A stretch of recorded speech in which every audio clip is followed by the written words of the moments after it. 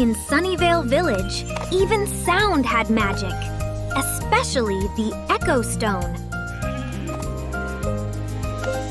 But one morning, the echo disappeared.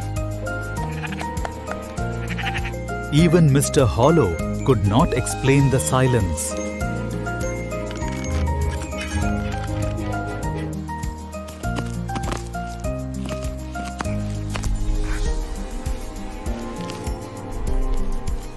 They worked together, cleaning step by step.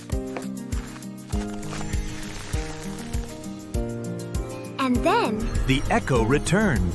Hello? hello, hello! When we take care of things, In even Sunnyvale silence Village, can every mystery speak again. teaches something new. From the Echo Stone, we learned that even silence can speak when we take care of what matters.